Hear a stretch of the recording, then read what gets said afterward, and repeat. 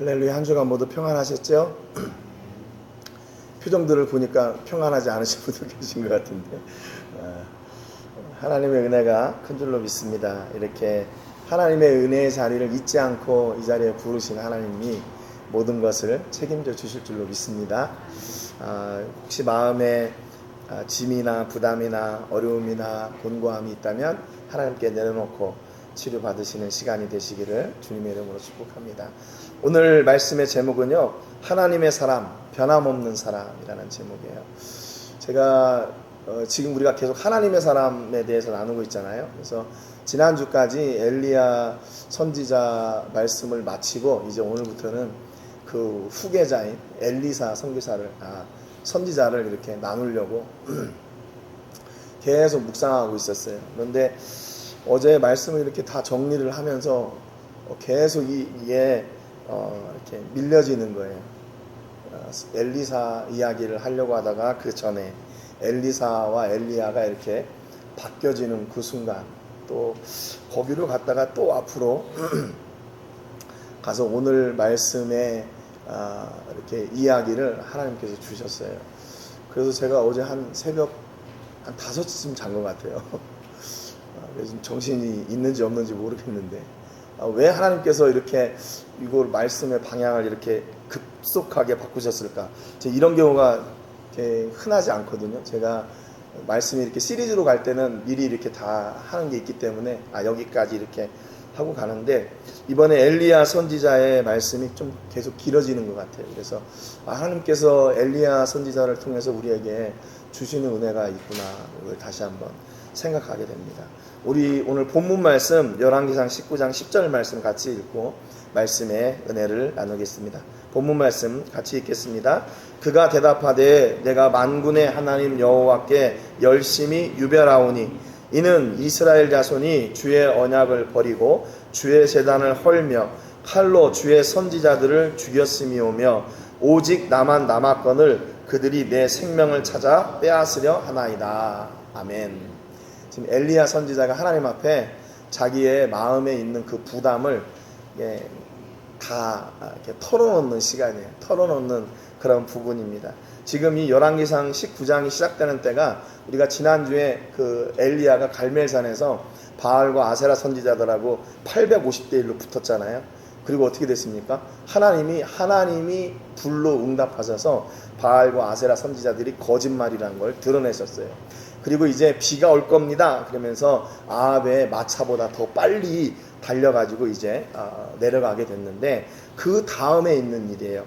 아합이 엘리야가 행한 모든 일과 그가 어떻게 모든 선지자를 칼로 죽였는지를 이세벨에게 말하니 그랬어요. 이세벨은 아합의 아내죠. 아내한테 가가지고 이세벨한테 가서 엘리야에게 자기가 어떻게 당했는지, 또 자기의 제사장들이 어떻게 당했는지를 다 이야기하는 거예요.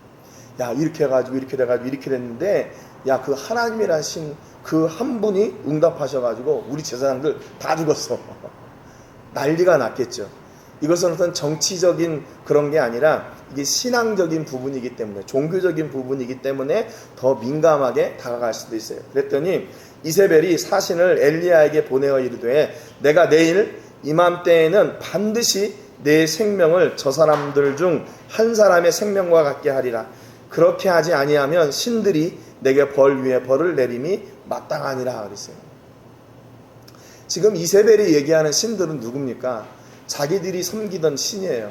그리고 하나님 앞에 패배당했던 신들이에요. 그런데 왜 이 신들을 아직까지 붙잡고 있어요? 그러니까 이게 신념이라는 게 이렇게 위험한 거예요. 신념. 자기는 끝까지 자기 신들이 분명히 응답하지 않았음에도 불구하고 자기는 있다고 믿는 거죠. 그 신념을 가지고 버티겠다는 거예요. 네가 만약에 네가 우리 이 제사장들을 이렇게 다 죽였으니까 내가 내일 이맘때쯤에는 너도 이렇게 똑같이 죽여주리라. 누가 얘기하는 거예요? 이세벨이에요. 악한 여인이에요. 악한 여인. 악한 여인의 악한 왕. 그러니까 이스라엘의 역사 속에서 아합과 이세벨의 시대처럼 그렇게 악한 시대가 없었거든요. 그러니까 하나님을 떠난 정치, 하나님을 떠난 민족, 하나님을 떠난 가족, 하나님을 떠난 사람이 이렇게 비참한 삶을 살게 되는 거예요. 그들은 잘 모르죠. 왜냐하면 우리는 신념이 있어. 우리는 붙들고 있는 게 있어. 우리는 이성적이고 뭐 이렇게 얘기를 하니까 그걸 붙들고 있으면 그게 다인 줄 아는 거죠. 그래가지고 오히려 엘리야를 협박합니다. 협박해요. 왜냐하면 협박은 눈으로 보이거든요. 하나님이 응답하셨어도 그게 하나님 어디 있어? 그러면 이제 설명하기가 어렵잖아요. 그러니까 엘리야가 이렇게 놀라운 일을 벌였음에도 불구하고 이 협박을 받아요. 그래서 어떻게 합니까? 3절에 보니까 그가 이 형편을 보고 일어나 자기의 생명을 위해 도망하여 유다에 속한 브엘세바에 이르러 자기의 사환을 그곳에 머물게 하고 그랬어요. 도망갔어요. 자기가 기도하고 하나님이 하늘에서 불을 내려주시는 그 기적과 역사를 체험하고도 어떻게 됐어요? 두려웠어요. 그래서 도망했어요. 자기의 생명이 더 귀하다 생각하는 거죠. 여러분 누가 안 그러겠어요? 어떤 사람이 지금 이런 위협, 협박 속에서 그 자리를 그대로 지키고 한번 죽일 테면 죽여봐 이렇게 할 수가 있겠습니까? 그래가지고 지금 이 사해 왼쪽에 있는 그 브엘세바, 서편에 있는 브엘세바까지 약 한 150km 정도 되는 그 거리를 도망간 거예요. 도망갔어요. 그 도망의 심정이 어떻겠어요? 아마 별의별 그런 한탄, 아쉬움 이게 나왔을 거예요. 하나님 이게 뭡니까? 내가 하나님 영광을 위해서 그렇게 금식하고 그렇게 하나님이 나와 함께 하시는 것을 보여주고 이렇게 드러냈는데 내게 돌아온 게 뭡니까? 이 여인이 나를 협박하고 내가 죽을까봐 두려워서 도망가는 것, 이게 도망자의 신세가 되는 게 내가 맞습니까? 별의별 생각을 다 하고 투덜거리면서 아마 브엘세바로 갔을지도 몰라요. 근데 거기에 가서 자기 자신은 광야로 들어가 하루길쯤 가서 한 로뎀 나무 아래에 앉아서 자기가 죽기를 원하여 이르되 그랬어요. 이제 엘리야도 더 이상 소망이 없는 거예요. 자기가 같이 가던 사환에게는 야 너는 여기 있어. 나는 광야로 가서 하나님께 좀 기도하고 난 거기서 죽어야 되겠다. 아마 그런 심정으로 갔을 거예요. 근데 여러분 참 소망이 있는 게 뭐냐면요. 우리가 어떤 상황 속에 있다 할지라도 우리의 얼굴을 하나님께 대하여 나간다는 것이 소망이 있는 거예요. 우리가 계속 우리 앞에 있는 문제만 계속 문제를 묵상하다 보면 그 문제가 우리를 점령합니다. 실패를 계속 묵상하다 보면 그 실패가 우리를 점령해요. 그런데 그 절망과 문제와 실패 앞에서도 우리의 얼굴은 하나님을 향해 가야 돼요. 하나님. 지금 엘리야가 뭐 두렵고 위협스럽고 도망자의 신세고 자기가 뭐 야 이렇게 살다가 이게 뭔가 뭐 이런 하나님 다 필요 없구나. 이런 생각을 하면서 가다가 결국에 하나님께로 나갔어요. 여러분 하나님께로 나가는데 모든 답이 있습니다. 그렇잖아요. 여러분 그동안에 인생을 사시면서 어디에서 답을 찾으셨어요? 사람에게서 답을 찾으셨어요? 아니요, 그 사람도 하나님께서 응답으로 주신 사람이에요. 어떤 환경이 변화가 됐어요? 그 환경도 하나님께서 변화시켜 주신 거예요. 여러분 그러니까 우리의 믿음의 눈은요 늘 어디를 바라보게 되냐면 믿음의 눈은 살아계신 하나님을 바라보게 돼요. 우리가 산속에 들어가서 어디에 있든지 모르지만 나침판을 딱 펴면 이게 남북으로 딱 정리가 되잖아요. 이게 우리가 어려움 속에 있을 때 우리의 믿음은 어떻게 작용하냐면 그 믿음의 순간에 문제가 보이지 않고 하나님을 보게 돼요. 하나님을 보게 돼요. 그래서 하나님을 보게 됨으로 말미암아 하나님께서 주시는 은혜가 그곳에 임하게 되는 거죠. 지금 엘리야는 나 죽게 생겼어요. 나 죽을 거예요. 지금 그런 상황이잖아요. 다 포기했어요. 도와주는 사람도 없고 주위를 둘러봐도 자기 혼자밖에 남은 것처럼 보이지 않고 얼마나 낙심되겠어요. 얼마나 두렵겠어요. 그래서 여호와여 넉넉하오니 지금 내 생명을 거두시옵소서. 나는 내 조상들보다 낫지 못하니이다 그랬어요. 하나님 나는 이제 다 끝났습니다. 날 데려가십시오. 난 이제 죽어도 여한이 없습니다. 근데 이런 더 이상 고난을 당하기 싫어요. 그러면서 5절에 보니까 로뎀나무 아래에 누워 자더니 천사가 그를 어루만지며 그에게 이르되 일어나서 먹으라 하는지라 그랬어요. 근데 거기에 누가 찾아오시냐면 하나님의 사람, 천사가 찾아와요. 하나님이 천사를 보내셨어요. 그래가지고 뭐라고 해요? 야, 너 왜 이렇게 믿음이 없냐? 야, 너 어떻게 이럴 수 있냐? 이게 아니라 그냥 누워 자고 있는데 일어나서 먹어라. 그래요. 일어나서 먹어라. 6절에 보니까 본즉 머리맡에 숯불에 구운 떡과 한 병 물이 있더라. 이에 먹고 마시고 다시 누웠더니 그랬어요. 거기 하나님께서 숯불에 구운 바베큐를 착 갖다 놓으셨어요. 야, 그리고 이거 먹어라. 왜 그랬을까요? 하나님이요, 지금 엘리야가 왜 이러고 있는지, 왜 이렇게 기운 빠져 있는지 다 아시는 거예요. 야, 그런 거 둘째 치고, 야, 너 빨리 먹어. 너 이거 안 먹으면 너 죽어. 진짜 죽어. 먹어라 그러세요. 7절에 보니까 여호와의 천사가 또 다시 와서 어루만지며 이르되 일어나 먹으라. 네가 갈 길을 다 가지 못할까 하노라. 또 찾아와요. 또 찾아와서 또 먹을 것을 주세요. 이에 일어나 먹고 마시고 그 음식물의 힘을 의지하여 40주 40야를 가서 하나님의 산 호렙에 이르니라 그랬어요. 하나님께서요, 우리를 찾아오셔서 우리가 낙심될 때 있잖아요. 또 때로는 우리가 하나님 앞에 내가 이렇게 하나님 앞에 이렇게 살아도 되나? 이런 때, 하나님 앞에 죄송스러울 때, 내가 뭔가를 다 해야 되는데 다 하지 못하고 이렇게 부담이 있을 때, 그때도 하나님이 찾아오시거든요. 왜 찾아오실까요? 책망하려고. 너 이 녀석, 내가 너 실망했다. 너 어떻게 이럴 수 있냐? 이거 채찍질하려고 찾아오시는 게 아니라요, 이렇게 위로하시려고 찾아오세요. 여기서 일어나 먹어라 이 말씀을 하시는데 발로 툭툭 차면서 야, 일어나 빨리 먹어, 밥 먹어, 이러셨을까요? 첫 번째는 일어나서 먹으라 그래 놓고 두 번째 오셔서는요, 와서 어루만지며 이르되 그랬어요. 어루만지며 이르되. 하나님이 엘리야가 측은한 거예요. 이게 지금 누구 때문인데요? 하나님 때문이잖아요. 하나님 말씀에 순종해서 그 제사장들하고 1대1로 850대1로 대적하고 거기서 하나님이 일하시는 걸 드러냈다가 그걸로 인해서 자기가 지금 여기까지 도망치게 됐는데, 또 아합한테 가가지고 내가 말하지 않으면 비가 안 올 거다. 그래서 지금 아합에는 눈의 가시처럼 이 엘리야 걸리기만 해봐라. 지금 이런 상황을 누가 만드셨는데요? 하나님이 만드셨잖아요. 그러니까 하나님이 오셔서 엘리야에게 책망하시는 게 아니라 어루만져 주세요. 여러분, 언제 어루만져요? 이거 손대고 싶지 않은데 이거 그때 어루만지나요? 너무 사랑스러워서 그냥 콱 안아주고 싶은데 그렇게는 못하고 그냥 이렇게 어루만져 주는 거예요. 어루만져 주는 거예요. 지금 하나님은 엘리야를 볼 때, 야, 너 이렇게 믿음이 없고 너 이제 끝났어, 이게 아니라 다시 일어나. 내가 너에게 다시 힘을 줄게. 내가 너에게 또 바라는 게 있어. 이런 사랑의 마음으로 그 절망하고 있는 엘리야에게 와서 다시 이렇게 토닥여 주시는 거예요. 우리를 다시 일어나서 하나님의 일을 감당하도록 다시 힘을 주시는 거예요. 여러분, 그러니까 우리가 고난이 심할수록 어떻게 해야 되나요? 고난이 심할수록 우리의 시선이 앞서 말한 대로 하나님을 향해 나가야 돼요. 그때 소망이 있어요. 근데 우리의 고난이 심할 때 다른 것을 향해 나가면 거기는 실패의 고속도로를 타게 되는 겁니다. 실패의 고속도로. 여러분, 우리 삶 속에서 혹시 그런 적 없으세요? 주위를 다 둘러봐도 아무도 도움 줄 사람도 없고 나 혼자밖에 없는 것 같고, 그런데 그때 내가 지금 선택을 해야 돼요.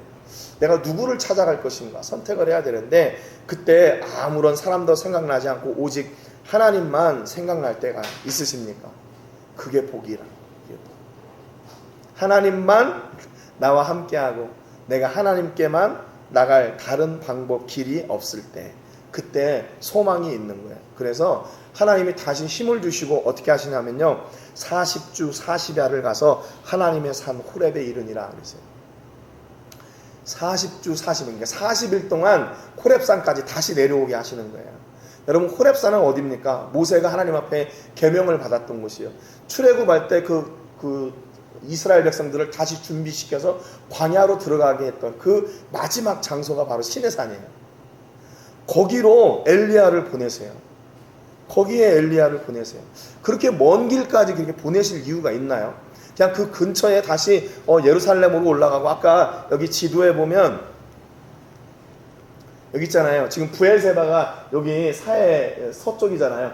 다시 위로 올라가면 돼요. 다시 위로 올라가서 거기 가서 다시 재정비하고 올라오면 되는데 호렙산에 누가 있어요? 아무도 없어요. 지금 이 밑으로 저희 시내산으로 있죠. 거기가 호렙산이에요. 거기로 40일 동안 걸어갔으니 이게 얼마나 고생길이에요. 그런데 엘리야는 또 하나님이 인도하시는 대로 또 갑니다. 순종해서 하나님 앞에 서요. 9절에 보니까 엘리야가 그곳 굴에 들어가 거기서 머물더니 여호와의 말씀이 그에게 임하여 이르시되 엘리야야 네가 어찌하여 여기 있느냐. 호렙산까지 갔는데 거기에 무슨 뭐 이렇게 집이 이렇게 준비되어 있거나 하나님께서 다 예비하고 부르신 것도 아니에요. 장소가 없으니까 굴 속에 들어가서 이제 버텨야 되는 거예요. 버텨야 되는 거예요. 근데 거기에 또 하나님이 찾아오셔요. 엘리야야 네가 어찌해서 여기 있냐. 너 왜 여기 있냐 물어보시는 거죠. 그랬더니 엘리야가 이렇게 대답합니다. 세번역 성경을 가져왔는데요. 10절에 보니까 엘리야가 대답하였다. 나는 이제까지 주 만군의 하나님만 열정적으로 섬겼습니다. 그러나 이스라엘 자손은 주님과 맺은 언약을 버리고 주님의 제단을 헐었으며 주님의 예언자들을 칼로 쳐서 죽였습니다. 이제 나만 홀로 남았는데 그들은 내 목숨마저도 없애려고 찾고 있습니다. 이게 엘리야의 지금 진심이에요. 진심. 그런데 이게 조금 틀린 부분도 있어요. 틀린 부분도 있어요. 이제 나만 홀로 남았다고 그랬잖아요. 아니에요. 홀로 남지 않았어요. 오바댜라는 선지자가 100명의 사람들, 그 100명의 사람들을 따로 50명씩 나눠가지고 그들을 아합이 제사장들을 죽일 때 따로 모아놨잖아요. 근데 엘리야는 거 잘 모르는 거예요. 몰라요. 그러니까 이 두려움이 모든 것을 다 막아버렸어요. 눈과 귀를 다 막았어요. 여러분 이런 두려움이 우리 삶 가운데 분명히 있습니다. 분명히 있어요. 내 모든 이성을 다 마비시켜버리는 그런 두려움이요. 완전히 머리가 하얘지는 두려움. 여러분 혹시 그런 두려움에 당해보신 적 있으세요? 머리가 하얘지고 필름이 끊기는 그런 두려움. 그 정도까지 갔으면 인생의 그 고난의 한 10분의 8 정도 간 거 아닌가 생각이 들어요. 그렇게 많은 분들은 그런 고난의 자리에 없기를 축복합니다. 그런 때가 있어요. 완전히 다 눈이 가리워지고 우리의 이성이 마비되는 그런 고난의 때, 절망할 때가 있어요. 많은 사람들이 다 죽어나니까 이제 나도 죽이겠다고 그런 협박을 받았으니 엘리야가 얼마나 두렵겠어요. 그리고 40일 동안 그 호렙산까지 오면서 그 주변에 얼마나 그 심정을 날카롭게 세우면서 거기로 갔겠어요. 아마 지금 이 호렙산에 있는 엘리야의 심정을 보면, 심정은 물론이고 그의 겉모습을 완전히 초췌해져 가지고 정말로 정신이 없는 그런 상황일 거예요. 야, 이제 내가 여기서 끝나는구나. 나는 더 이상 소망이 없구나. 나는 안 되겠구나. 이제 난 여기서 죽어야 되겠다. 아마 그런 절망의 자리에 있었을 거예요. 그런데 하나님은 거기까지 찾아오세요. 야, 너 왜 이러고 있냐? 너 왜 이러고 있냐? 앞서도 말씀드렸지만 책망하려고 부르신 게 아니에요. 앞서도 말씀드렸지만 그 호렙산에 그 의미가 있잖아요. 십계명을 받은 곳, 모세를 부르신 곳, 또 이스라엘 백성들을 거기다 다시 재정비해가지고 이제 광야로 들어가는 그 자리, 그 자리에 다시 부르시는 거예요. 여러분, 그러니까 하나님께서 우리를 이 예배의 자리로 부르신다는 것은 하나님의 철저한 계획과 의도하심이 있는 거예요. 이 자리를 통해서 하나님께서 우리가 어떻게 되기를 원하시나, 예배드리고 하나님 앞에 예배드리고 부담돼가지고 이렇게 주눅 들어가지고 나가는 거 그거를 원하시는 게 아니에요. 이 일주일 동안 밖에서 어떤 삶을 살았던지 여기 와서 하나님의 위로를 받기를 원하시는 거예요. 그래서 하나님이요, 우리를 이렇게 어루만지시는 거예요. 잘했다 어루만지시는 거예요. 야, 너 왜 일주일 동안 나 잊고 살았니? 야, 너 그럴 수가 있냐? 너 11조 잘 때 먹더라. 너 나 없이도 잘 살더라. 근데 이제 와서 또 이제사 내 앞에 얼굴을 보내냐? 아니요. 하나님이 절대 그러신 분이 아니에요. 절대 그러신 분이 아니에요. 우리가 오는 걸 보고 이렇게 기뻐해가지고 우리를 어루만지시고, 야, 이제 왔냐? 그러면서 뭐 하세요? 이 엘리야의 투정, 엘리야의 불평, 불만 다 쏟게 하시고 그걸 다 들어주셔요. 스톱! 됐어! 야, 너 이렇게 사람이 부정적이야. 너 안 되겠어. 이게 아니라 그걸 끝까지 들어주셔요. 왜냐하면 하나님이 그 마음을 너무 잘 아시기 때문에 그래요. 네가 왜 여기까지 왔는지, 네가 왜 그 마음을 나한테 토로하고 있는지 하나님이 너무 잘 아시니까 그것을 그냥 다 들어주시는 거예요. 다 들어주세요. 11절에 보니까 주께서 엘리야에게 말씀하셨다. 너는 그 굴에서 나와 산 위에 서 있어라. 이제 곧 내가 지나가겠다. 하나님이요, 하나님의 모습을 엘리야에게 보여주시겠대요. 여러분, 성경에 기록된 인물들이 한 1880명 정도 돼요. 1880명. 어떤 데는 1897명 이렇게 얘기하는 데도 있고, 또 중복된 이름까지 합치면 한 2600명 됩니다. 그런데 그 가운데서요, 하나님께서 그 모습을 보여준 사람이 몇 명인 줄 아세요? 딱 2명이에요. 2명. 첫 번째는 누구냐면 모세, 그리고 엘리야. 하나님이 그 모습을 보여주세요. 모세는 하나님 앞에 하나님 하나님 얼굴을 좀 보여주세요. 그럼 내가 이 백성들을 잘 이끌고 갈게요. 그런데 그때는 뭐라고 말씀하셨냐면 네가 나 보면 죽어. 그러면서 하나님이 모세 앞을 지나가시면서 하나님의 뒷모습을 보여주세요. 그런데 오늘 엘리야에게는요, 하나님이 직접 먼저 말씀하세요. 내가 네 앞을 지나갈게. 왜 그러셨을까요? 왜? 이게요, 사람이 이렇게 절망 가운데 있고 고난 가운데 있고 낙심 가운데 있으면 뭔가 확실한 것을 붙잡고 싶잖아요. 근데 그 확실한 것을 제일 우리가 믿을 수 있는 게 뭐냐면 눈으로 보는 거예요. 우리가 직접 경험하는 거예요. 그러니까 이 엘리야에게 지금 다 죽어가지고 이제 낙심하고 있는 엘리야에게 그의 힘을 다시 회복할 수 있는 것은 하나님의 임재를 보여주시는 거였어요. 그래서 내가 네 앞을 지나갈게, 이렇게 말씀하시는 거죠. 여러분, 혹시 답답해가지고 하나님 좀 얼굴을 좀 보여주세요, 이렇게 기도하신 적 있으세요? 저는 많았던 것 같아요. 좀 하나님 얼굴 좀 보여주세요. 하나님이 있다는 것을 좀 보여주세요. 내가 믿게 해주세요. 근데 그럴 때마다 하나님은 보여주시진 않았지만 함께 하시는 증거를 계속 보여주셨어요. 그러니까 근데 그게 뭐 특별한 게 아니라 하나님이 그전에도 계속 보여주시고 함께 하셨던 그 은혜인데, 이 절망 가운데 있으니까 그 함께 하시는 하나님의 은혜를 못 믿겠는 거예요. 그래, 뭔가 내가 이렇게 눈으로 직접 보고 뭐 이래야 좀 믿을 수 있을 것 같고, 내가 뭔가 이렇게 만져봐야 믿을 수 있을 것 같고, 그런데 하나님은 그런 게 아니더라도 내 삶 가운데 오셔서 함께 하시는 것을 늘 확인시켜 주셨어요. 그래서 지금 엘리야에게 야, 너 굴에서 나와. 그리고 여기 산에 서 있어. 내가 네 앞을 지나갈게. 그때 거센 바람이 불어와 산을 가르고 바위를 부수었다. 하지만 주께서는 그 바람 속에 계시지 않았다. 거센 바람이 휩쓸고 지나간 후에 지진이 일어났다. 하지만 주께서는 그 지진 속에도 계시지 않았다. 하나님이 임재하시는 것을 이렇게 형상으로 보여준 게 아니라요, 어떻게 보여주셨냐면 이런 상황으로 보여줬어요. 현상으로.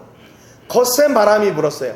산을 가르고 바위가 부서지는 그런 거센 바람이 불었는데 거기 보니까 하나님이 안 계세요. 지진이 일어났어요. 지진 속에도 계시지 않았어요. 세 번째 보니까 또 지진 후에 불이 있으나 불 가운데도 여호와께서 계시지 아니하더니 불 후에 세미한 소리가 있는지라 그랬어요. 여러분, 거센 바람, 지진, 불, 이 세 가지하고 세미한 소리하고 어떤 게 더 하나님이 역사하시는 것을 세게 보여주는 거예요?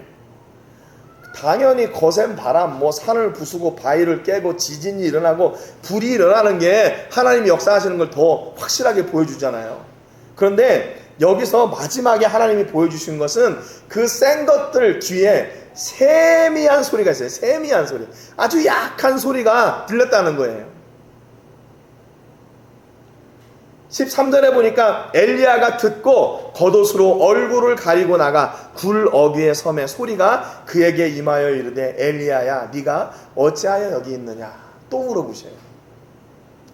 그런데 엘리야를 움직인 게 뭐냐면요, 거센 바람도 아니었고 지진도 아니었고 불도 아니었어요. 엘리야가 굴을 박차고 나올 수 있게 한 것은 하나님의 세미한 소리였어요. 아마 엘리야를 부르셨겠죠. 엘리야야 엘리야야. 근데 그 소리에 귀가 번쩍 뜨이고 눈이 번쩍 뜨이고 그 소리에 달려나가 자기 얼굴을 가렸어요. 하나님을 보면 죽으니까. 자기는 죄인이니까. 그래서 하나님 앞에 설 때 다시 물어보셔요. 엘리야야 네가 어찌하여 여기 있느냐. 천사를 통해서 물어보셨던 그 말을 다시 엘리야에게 그대로 물어보십니다. 그랬더니 엘리야가 그대로 대답해요. 하나도 토시가 안 틀려요. 그가 대답하되 내가 만군의 하나님 여호와께 열심히 유별하오니 이는 이스라엘 자손이 주의 언약을 버리고 주의 제단을 헐며 칼로 주의 선지자들을 죽였으며 오직 나만 남았거늘 그들이 내 생명을 찾아 빼앗으려 하나이다. 그러니까 지금 엘리야가 어떤 심정으로 여기 와 있는지 하나님이 다 아시는데 그걸 다시 한번 물어보신 거예요. 너 왜 여기 있냐? 제가 죽을까봐 두려워서요. 제가 죽을까봐 두려워서요. 그러면서 15절에 하나님께서요 엘리야에게 새 사명을 주십니다. 여호와께서 그에게 이르시되 너는 내 길을 돌이켜 광야를 통하여 다메섹에 가서 이르거든 하사엘에게 기름을 부어 아람의 왕이 되게 하고. 그래요. 지금 하나님이 엘리야에게 지금 사명을 주시는데요 조금 이상한 사명을 주셔요. 왜냐하면 지금 여기 아람은 뭐예요?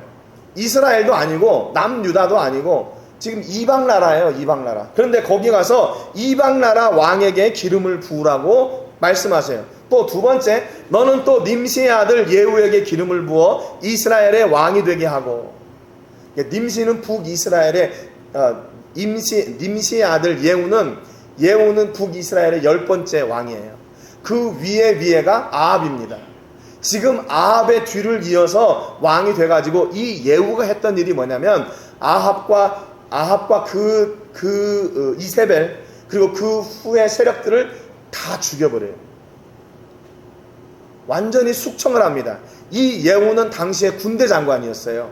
그래가지고 쿠데타를 일으켜가지고 아합의 후손들을 다 죽이고 이 예후가 10번째 왕이 돼요. 그래서 종교개혁을 일으켜요. 피바다가 된 상황에서 종교개혁을 하는 거죠.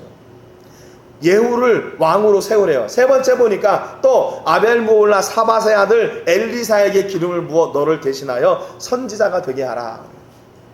이제 너의 뒤를 이어서 이 일을 감당할 사람이 있는데 그 사람이 누구냐? 엘리사다. 사명을 주셔요. 언제 주셔요? 다 죽을 것 같은 상황에서. 야, 하나님이 나를 버렸구나. 나는 이제 저 사람들 그 아합의 이세벨의 공격으로 나는 이제 죽었구나. 모든 것을 다 포기하고 절망한 그 순간에 하나님께서 부르시고 나서 사명을 주셔요. 그러니까 여러분 지금 하나님이 사명을 주실 때는요 제한이 없으신 거예요. 제한이 없어요. 하나님 내 상황을 좀 보고 말씀하세요. 내가 지금 이렇게 힘들고 어려운데 제가 지금 뭘 할 수 있어요. 그런데 그때 하나님은 사명을 감당하기 원하세요. 근데 그때 왜 그러냐면 하나님이 우리의 마음을 보시기 때문에 그래요. 네가 지금 이렇게 저울로 비춰볼 때 내가 하나님의 일인가 아니면 내 일인가 이게 너무나도 명확하게 내 일이 우선이 돼야 된다는 상황이라는 걸 아셔요. 그럼에도 불구하고 하나님은 뭐라고 하시냐면 그 순간에 그렇게 내 일이 더 커 보일 때 하나님의 일을 먼저 하라 그렇게 말씀하세요. 그 얘기는 무슨 얘기냐면 네 마음이 이 세상의 일에 가 있지 않고 하나님의 일에 가 있기를 원한다. 너의 마음이 너의 유익을 위한 일이 아니라 내 유익을 위한 일에 내 마음에 가기를 원한다. 이렇게 말씀하셨어요. 그래서 신약에 와서 먹든지 마시든지 무엇을 하든지 다 하나님의 영광을 위하여 하라 그랬잖아요. 이게 우리 삶의 모든 삶의 어떤 정의예요. 정의. 내가 왜 이 일을 하느냐? 하나님의 영광을 위하여 한다. 내가 왜 이 일을 하느냐? 하나님의 영광을 위하여 한다. 내가 왜 이 일을 포기하느냐? 하나님의 영광을 위하여 한다. 그게 우리의 삶의 목표예요. 왜 일을 하냐? 하나님의 영광을 위하여 합니다. 그 얘기는 무슨 얘기냐면 우리의 마음이 거기에 담겨져야 된다는 거예요. 담겨져야 돼요.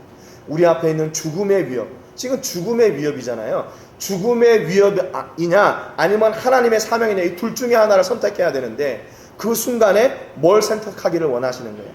하나님의 일을 선택하기를 원하시는 거죠. 우리의 마음을 바라시는 거예요. 마음. 우리의 마음을 바라셔요. 야, 너 왜 여기 이렇게 앉아있냐? 낙심하지 말고 너의 마음을 다시 하나님께 돌려라. 그 말이에요. 그 말이에요.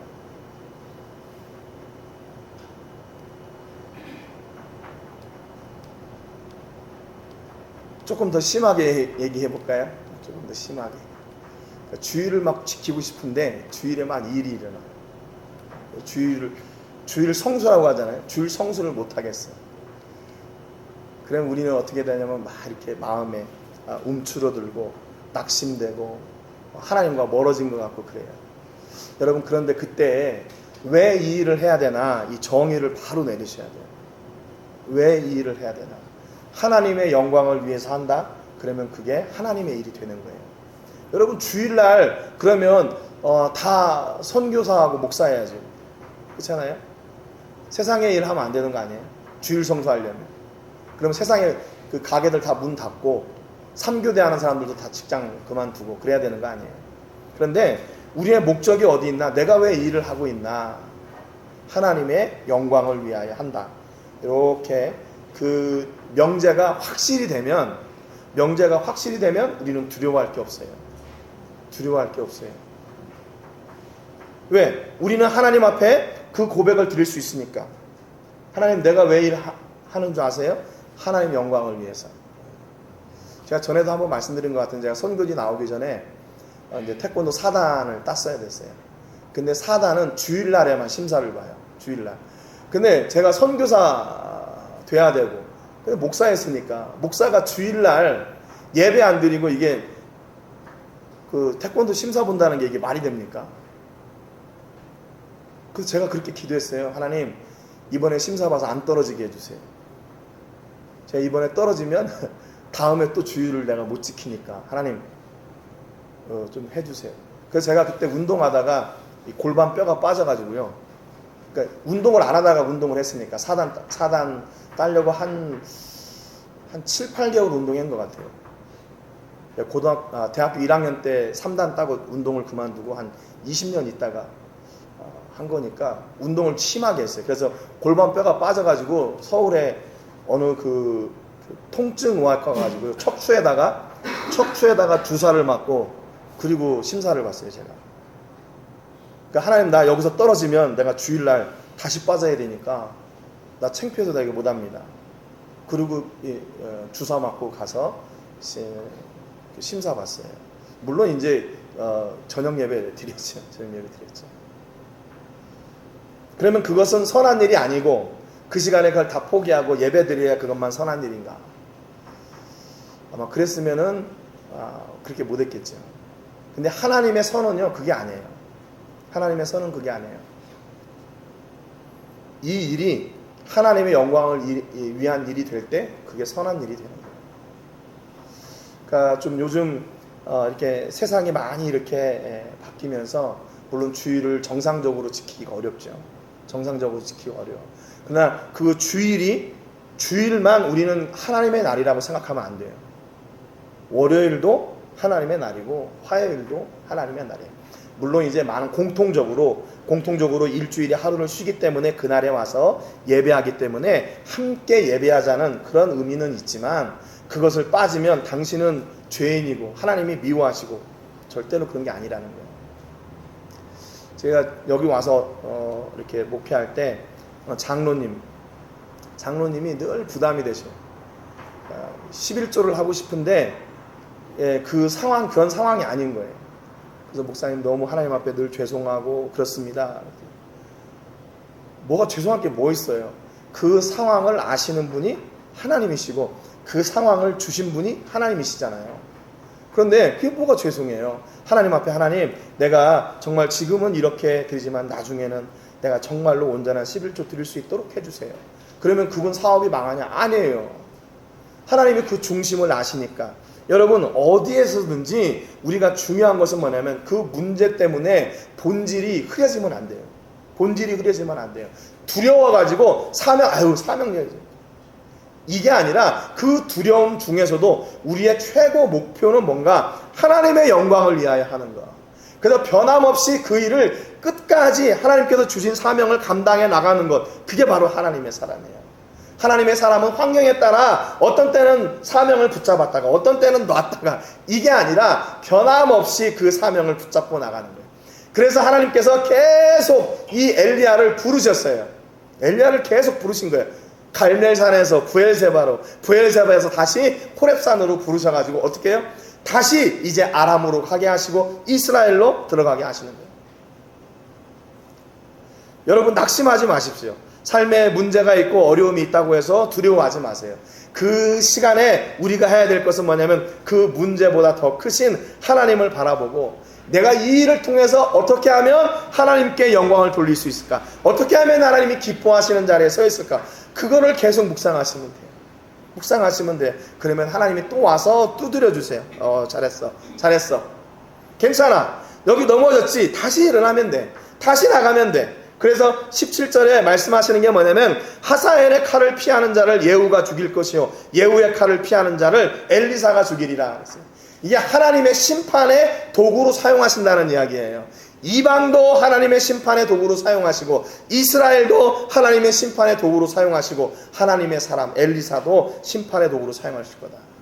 그러니까 이 얘기는 무슨 얘기냐면 하나님께서 주신 사명이 우선이 되지 않고 너의 일을 우선할 때, 이방 신을 우선할 때 거기에는 반드시 심판의 불이 내리리라, 그 말입니다. 여러분, 그러니까 우리의 목적이 흐려질 때가 그게 위험한 거예요. 우리의 목적이 흐려질 때가, 그때가 위험한 거예요. 다른 것이 아니라. 여러분, 그렇기 때문에 우리가 어떤 일을 하든지 먼저 딱 결정하잖아요. 내가 앞으로 하나님의 영광을 위해 살리라. 그러면 그 삶이 변하지 않도록 계속 하나님 앞에 나가서 이렇게 투정해야 돼요. 하나님, 이 일 때문에 내가 하나님 앞에 바로 나가지 못하겠어요. 어떻게 해요? 좀 도와줘요. 이렇게. 여러분, 하나님하고 그런 지금 사이 아니에요? 아니, 그런 데는 됐잖아요. 한 20-30년 하나님하고 이렇게 가까이 했으면, 물론 한 1-2년 사귀었으면 하나님이 좀 무섭겠지. 그런데 오랜 시간 하나님과 사귀었으면 이 정도는 좀 되지 않아요? 가끔 저도 그럴 때가 있어요. 하나님, 좀 이거 너무한 거 아닙니까? 너무한 거 아닙니까? 너무한 거, 내가 생각할 땐 너무한 것 같은데, 이거 좀 빨리 좀 해결해 주세요. 그런 때가 있어요. 여러분, 그래도 괜찮아요. 왜냐하면 하나님이 아시니까. 그리고 나서 하나님이 이렇게 말씀하세요. 18절에 보니까 그러나 내가 이스라엘 가운데 7,000명을 남기리니 다 바알에게 무릎을 꿇지 아니하고 다 바알에게 입맞추지 아니한 자니라 그랬어요. 여러분, 지금 엘리야가 제일 힘들었던 건 뭐냐면요, 자기 혼자 남았다는 두려움이에요. 열세, 자기 세력이 지금 약해져 있다는 거예요. 그래서 850대 1로 싸울 때도 누구 하나 엘리야의 편에 서는 사람이 없었어요. 그런데 하나님만 유일하게 엘리야 편이셨잖아요. 그런 줄 알았어요. 그리고 이세벨이 너 죽일 거야 그래가지고 그때도 엘리야를 보호하는 사람이 하나도 없는데, 그래서 도망해가지고 여기까지 왔는데 아니래요. 아니, 7,000명이나 있어. 7,000명이나 있어. 그 사람들은 바알에게 무릎 꿇지 않고 바알에게 입맞추지 않은 하나님의 사람, 내가 진짜 사랑하는 사람이야. 여러분, 우리 공동체 어떤 내 친구가 어려움을 당할 때요, 가장 큰 힘은 뭔 줄 아세요? 아우, 괜찮아. 물론 이것도 큰 힘이 되겠지만 그냥 그 자리에 함께 있는 거. 어떤 말도 귀에 안 들어와요. 그렇잖아요. 힘들고 어려울 때는 상황이 안 보이는데 무슨 얘기가 들어오겠어요. 그런데 그때 그 자리를 잘 지키고 있는 거. 그래서 결혼식도 물론 중요하지만 장례식을 참여하는 게 더 이렇게 의미가 있다 그래요. 장례식 가서 뭐라고 하겠어요. 그냥 그 자리를 잘 지켜주는 거죠. 지켜주는 거. 말하지 않아도 그냥 그것으로 그 어려움을 당한 분들에게는 그게 위로가 되는 거예요. 위로가 돼요. 여러분, 우리 공동체가 이런 좋은 공동체가 됐으면 좋겠어요. 여러분 주변에 혹시 힘들고 어려운 사람이 있으면 그 자리에 빠지지 않는 그런 친구들. 물론 뭐 돈을 뭐 이렇게 주고 뭐 이렇게 해서 좀 그런 어려움을 잘 이겨낼 수 있도록 도와주면 더 좋겠죠. 그런데 어려움이 있을 때마다 그 자리를 잘 지켜주고 이렇게 하나님의 마음으로 토닥여주는 사람들, 그 사람을 통해서 하나님의 나라가 이루어져요. 하나님의 나라가 이루어져요. 여러분, 이런 은혜가 여러분 안에 있기를 주님의 이름으로 축복합니다. 그 한 사람을 통해서 변하지 않는 하나님의 역사가 그 가운데 이루어지게 되는 거예요. 여러분, 이왕이면 여러분을 통해서 하나님의 나라가 이렇게 온전하게 세워져가는 그런 7,000명의 사람들이 되는 거 얼마나 감사한 일입니까? 여러분, 우리가 지금 7,000명까지 되려면 아직까지 멀었지만 분명히 하나님은 숨겨둔 그 사람들을 통해서 하나님의 나라가 온전하게 세워지게 하시는 거예요. 지금 21세기 세상을 살면서 야, 이제 말세야 말세 많이 그러잖아요. 그럼에도 불구하고 하나님께서 이 말세에도 참으시는 이유가 뭔가 하면 이 숨어있는 그 7,000명의 사람들, 그분들의 기도 때문에 그러는 거예요. 기도 때문에. 여러분, 우리의 기도가 이렇게 하나님의 나라를 움직이는 능력 있는 기도, 하나님의 사명이 끝까지 이 땅 가운데 세워지는 은혜의 기도가 되시기를 주님의 이름으로 축복합니다. 혹시 여러분 주변에 어려움 당하신 분이 계시면 초대하시고 그분들을 이렇게 토닥여주고 어려운 순간에도 함께하고 변함없는 하나님의 사랑으로 변함없이 그 자리를 지켜주시는 하나님의 사람들 되시기를 주님의 이름으로 축복합니다. 기도하겠습니다.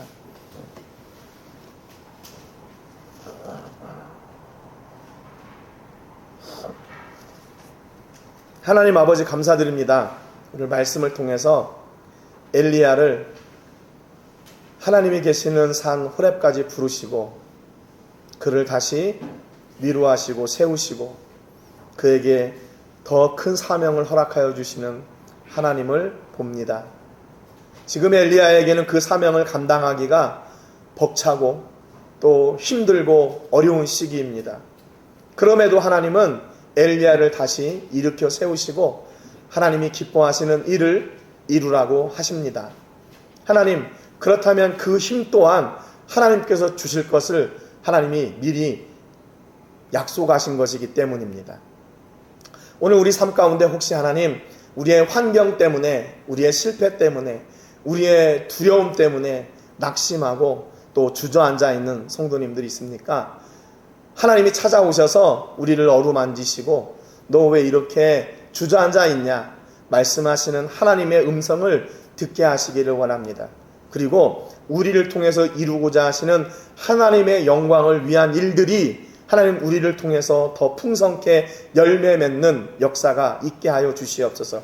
우리가 먹든지 마시든지 무엇을 하든지 다 하나님의 영광을 위하여 하라 하신 그 말씀을 우리 가슴에 새깁니다. 주일 하나님, 우리가 일할 수밖에 없는 상황임에도 이 일이 하나님의 영광을 위한 일인 걸로 믿습니다. 저희는 그렇게 고백하고 나아갑니다. 또 삶의 문제 때문에 때로는 하나님을 잊어버릴 때도 있습니다. 그러나 우리의 모든 삶이 하나님의 영광을 위한 삶이라는 것을 우리는 잊지 않고 다시 회복해 나갈 겁니다.